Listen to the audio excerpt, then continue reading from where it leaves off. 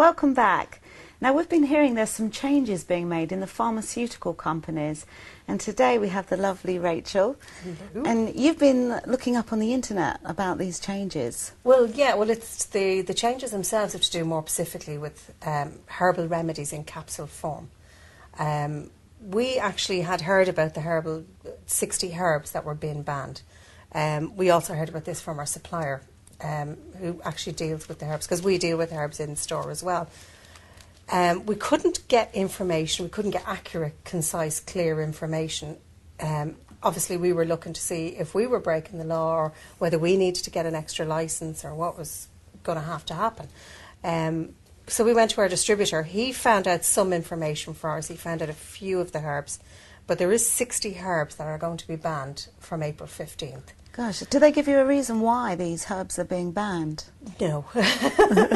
We barely get there was a list on the internet of the 60 herbs. They took it down very quickly because obviously when people see, oh, my St. John's wort capsules are going, you know, Holy Thistle capsules are going, that kind of thing, when they actually see the medication they're taking is going. Because St. John's wort is very popular, isn't it? It is, yeah. I mean, we sell it here in the shop as well.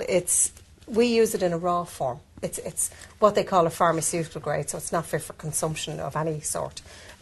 Basically, what we sell it for is to burn as incense. So it gets mixed with various different herbs and roses and stuff like that for scent more than anything else. And also, as well, for the witchcraft, it's used in spells as well. So we're fine on how we sell it because we put clear warnings, do not eat or drink. Right, so it's not banned in that form, but in capsule form. In capsule form, as supplements, there are 60 herbs you're going to find missing. Now, there will be variations. There's capsules out there with variations of various different types of herbs. You'll find the herb missing from that. Do you know what I mean? So if there's a mix of, say, fennel, John's wort and something else, the John's wort will be missing. The fennel and something else will still be in that herbal. Right. That's how they'll have to adapt. But if you're talking that you take St. John's wort for depression, it's gone. It is going. It's going to be on the banned list. That's as far as we can ascertain. The biggest problem we have with this is the lack of information. Yeah, we've actually emailed the EU, we've asked them, we've emailed the relevant parties.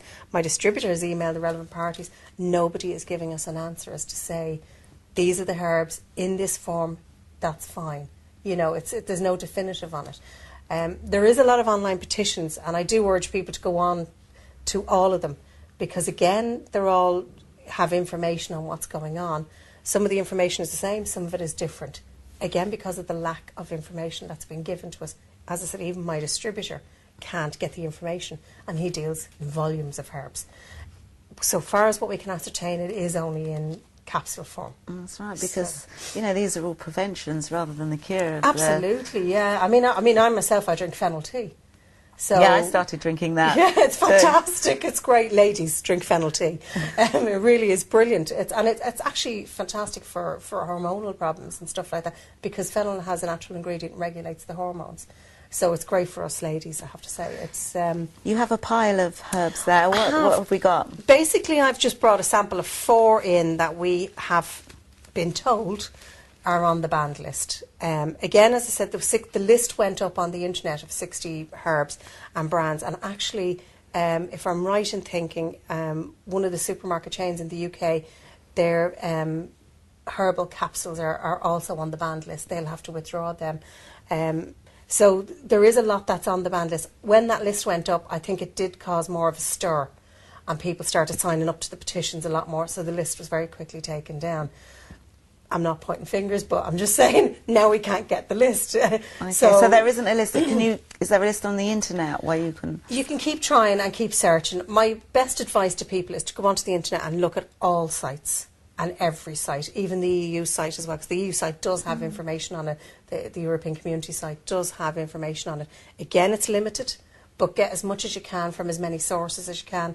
Facebook also has got a petition online. You can log in and just put EU banning herbal remedies and it'll come up, or herbal bans, or, you know, if you put it in, you will get various different sites that offer the information. You'll also get various different petitions you can sign.